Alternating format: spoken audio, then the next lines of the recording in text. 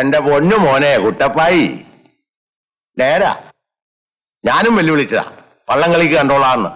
പക്ഷെ അക്രം മുറയ്ക്കുള്ള വെല്ലുവിളിക്കൊന്നും നിന്റെ അപ്പൻ നിക്കട്ടില്ലെന്ന് നിനക്കറിയത്തില്ലയോടാ. അന്ന പഞ്ചായത്ത് മറിയപ്പോ ഞാനത് ചോദിച്ചു. പള്ളി കാശ് മുടക്കി വള്ളം ഇറക്കും. അപ്പൊ കരയിലെ പ്രധാന കുടുംബക്കാരൻ എന്ന നിലയ്ക്ക് നിനക്കതിന്റെ തുമ്പത്തോ അമരത്തോ ഒന്നിരിക്കാലോ എന്ന് ഞാനും വിചാരിച്ചു. ഏറിയ 5000 6000 മുടക്കാന്നും വെച്ചു. ഉത്തഞ്ഞുണ്ടമുള്ള ഇറക്കാന്നൊക്കെ പറഞ്ഞാൽ ലക്ഷക്കണക്കിന് രൂപയുടെ കാര്യമാ. എന്റെ മോൻ ആ പൂതിയും കളഞ്ഞേര്. അപ്പനെ നമ്പാങ്കൊള്ളുകളെന്ന് നാട്ടുകാരെല്ലാം പറഞ്ഞിട്ടുള്ളതാ. മുമ്പും പല അനുഭവങ്ങൾ ഉണ്ടായിട്ട് ഞാനത് വിശ്വസിച്ചില്ല. അപ്പൻ ഒരൊറ്റയാളെ നമ്പിയാ ഞാൻ ആ പണിക്കരെ വെല്ലുവിളിച്ചത്. ഇനി ഈ നാട്ടുകാരുടെ മുമ്പിൽ എനിക്ക് എന്നാ വിലയുള്ളത്? എന്റെ മാനം കാക്കാനുള്ള കടമ അപ്പനില്ലെങ്കിലും എനിക്കുണ്ട്. ഞാൻ എന്റെ വഴി നോക്കിക്കോളാം. വണ്ടി മോനെ കുട്ടപ്പായേ, പാട് വെട്ട് ഉണ്ടാക്കിയ കാശ് പരുന്തുക്കാലെ പോകാനേക്കാനുള്ള വഴി നിന്റെ അപ്പനും നോക്കും. ആ നോക്കിക്കോ. നോക്കിക്കോളാ, നീ അങ്ങോട്ട് ചെല്ലേ.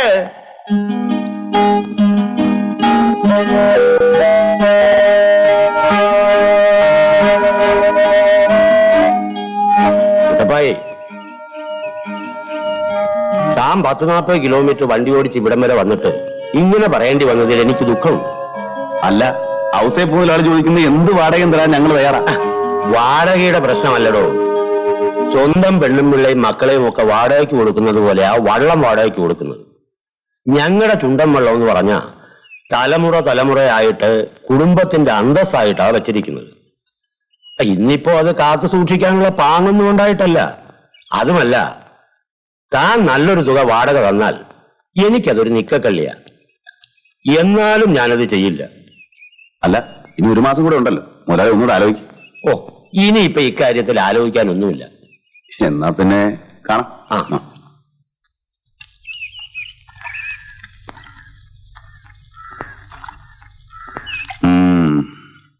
ബാങ്ക് ലോണും വക്കീൽ നോട്ടീസും ജപ്തിയൊക്കെ ആയിട്ട് നിൽക്കുക. എന്നാലും അയാളുടെ ഒരു അഭിമാനം കണ്ടില്ലേ?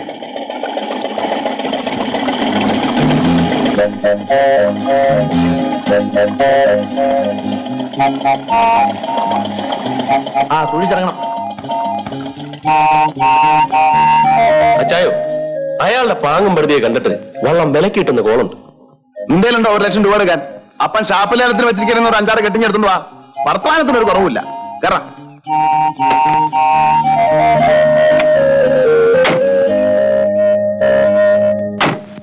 അച്ഛാ, ഒരു മാർഗമുണ്ട്. എന്തുവാടാ ഒരു രഹസ്യം?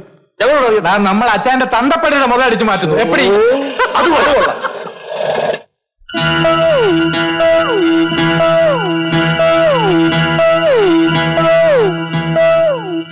അച്ഛനെ കാണുന്നില്ലല്ലോ. നമുക്ക് ഇവിടെ തന്നെ വെയിറ്റ് ചെയ്യാം.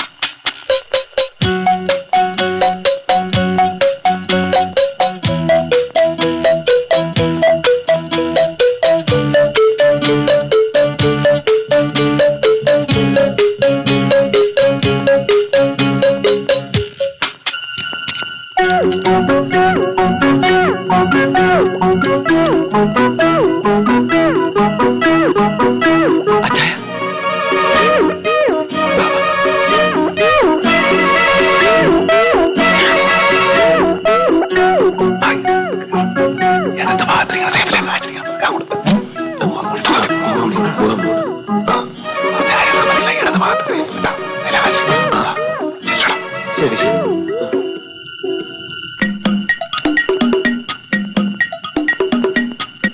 അളിയ, നല്ല ഉറക്കോ?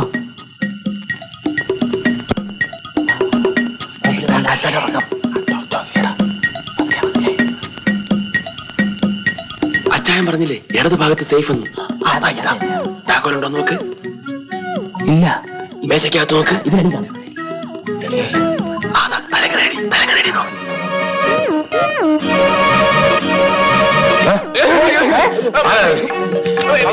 ഇറങ്ങി പോവരുത്. പോകരുത്, ഞങ്ങൾ മലൈക്കള്ളന്മാരാണ്.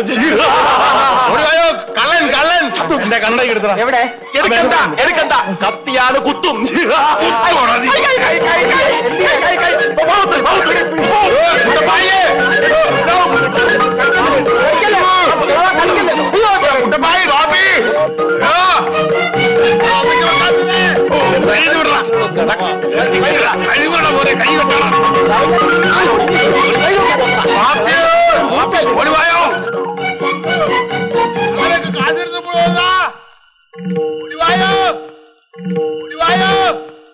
അച്ഛാ അച്ഛാ ദേ ഒന്ന് എണീറ്റേ.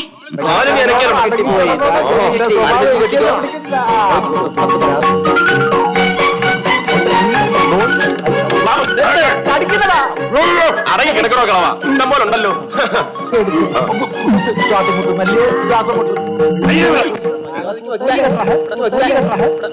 എന്തോ ശബ്ദം കേൾക്കുന്നു, പോയി നോക്കിക്കേ.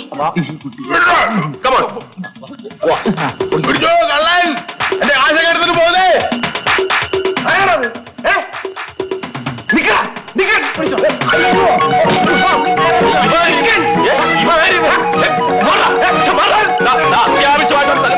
അനാവശ്യ കാര്യങ്ങൾ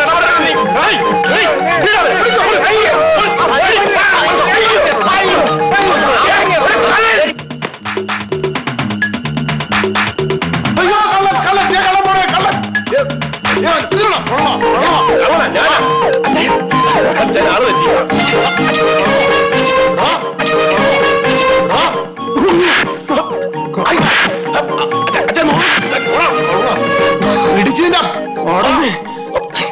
ഞാനാ രാജു.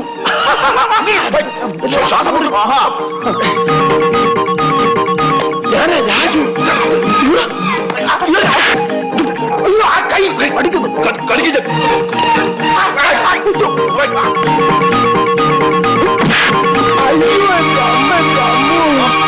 ഞാനാ പാപ്പി കള്ളൻ.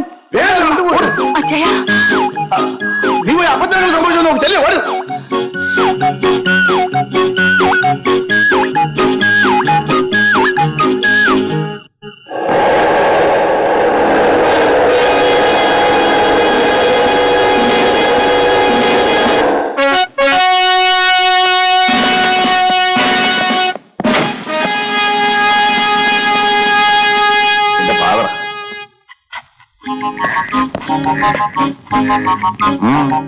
എന്താ അപ്പച്ചാ നമ്മുടെ മോഷണ കേസ് പോലീസ് രണ്ട് കേസ്?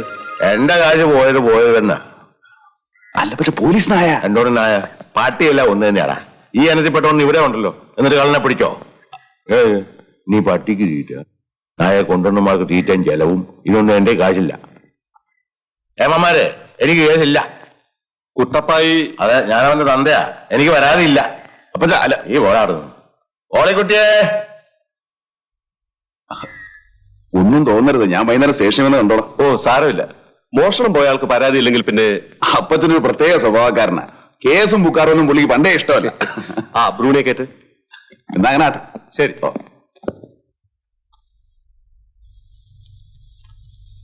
അപ്പച്ചൻ എന്നാ പണിയായി കാണിച്ചേ? ഞാൻ എത്ര പാടുപെട്ടിട്ടാണെന്നോ പോലീസ് നായയെ കൊണ്ടുവരിച്ചത്. എടാ നട്ടക്കാട്ട് പാതിരായി കില്ലിക്കരപ്പായുടെ ഓട് പൊളിച്ചകത്ത് കയറി കാശും പണവും കക്കാൻ ഏക്കമുള്ള ഒരു കള്ളനെ ഈ നാട്ടിലുള്ളൂ. അവനെ പോലീസ് പിടിച്ചോണ്ട് പോകുന്ന എനിക്ക് ഇഷ്ടമല്ല. അതന്നെ അതേ, ഞാൻ അവന്റെ തന്തയായി പോയി.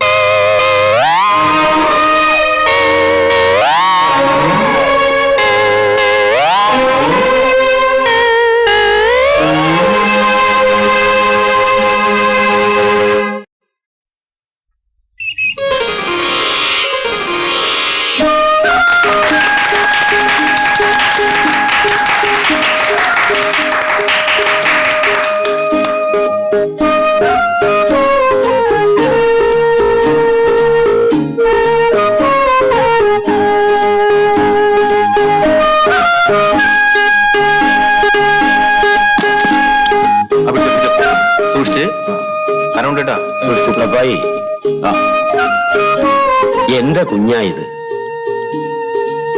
എന്നെങ്കിലും എന്റെ ആ തോട്ടത്തിന്റെ കേസ് എനിക്ക് അനുകൂലമായി വിധിച്ചാൽ താൻ ഈ വള്ളം എനിക്ക് തന്നെ തിരിച്ചു തരണം. തന്ന പണം പലിശയും ചേർത്ത് ഞാൻ തിരിച്ചു തരാം. അങ്ങനെ ആ ബാലണ്ണി കള്ളക്കളി കളിക്കല്ലേ? ഞാൻ കളിച്ചിട്ടൊന്നുമില്ല. എനിക്ക് 2 ജോക്കറുണ്ട്. നീയും കൂടെ കുട്ടി 3. വായിക്കുകയല്ലേ ജോക്കർ ക്യൂനല്ലേ? അടിച്ചു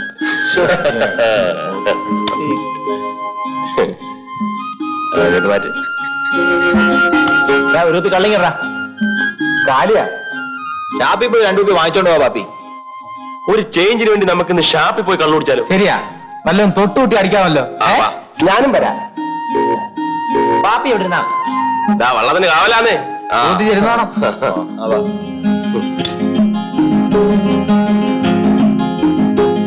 അവസാനം മേരിക്കുട്ടി പറഞ്ഞു, ഇനി മേലാൽ എന്റെ പിറകെ നടന്ന അടിച്ച് നിന്റെ പല്ലിളക്കുന്നു. അത് ന്യായം. നോക്ക്.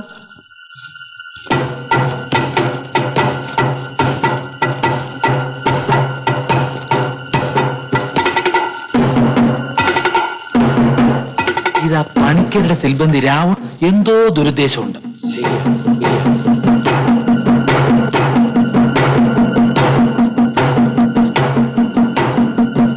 അല്ല രാവുണ്ണി, ഈ പന്തമൊക്കെ ആയിട്ട് എങ്ങോട്ടാ? പാതിരാത്രിക്ക് തവള പിടിക്കാൻ ഇറങ്ങിയതായിരിക്കും അല്ലയോ? അല്ലടാ, ഇല്ലിക്കക്കൊട്ടപ്പായ ഒരു വിറവെള്ളം വാങ്ങിച്ചിട്ടില്ലേ, അത് പെട്രോൾ ഒഴിച്ച് കത്തിക്കാൻ. ശരി, ഇല്ലിക്ക ചുണ്ടൻ കത്തിക്കാൻ പോവാണോ? ആ വിവരം നേരത്തെ പറഞ്ഞെങ്കിൽ ഞങ്ങളോട് വരത്തില്ല. അത് കൊള്ളാം.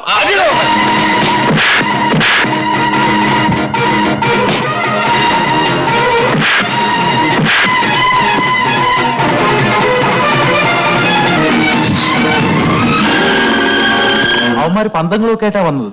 വള്ളം കത്തിക്കാനുള്ള പ്ലാൻ ആയിരുന്നെന്നാ തോന്നുന്നു. അച്ചായോ, എന്ത് വന്നാലും പണിക്കരുടെ വീട് കത്തിക്കണം. അതൊന്നും വേണ്ട. എന്റെ അഭിപ്രായത്തില് ഒരു ഭീഷണി നിലനിർത്തുന്നതാണ് നല്ലത്. അന്ന് നിങ്ങൾ പറഞ്ഞ പോലെ പ്രായിക്കരെ അപ്പേ വരുത്താം. അവനാവുമ്പോ അമരവും കാത്തോളും ഒരു പ്രശ്നം ഉണ്ടാവില്ല.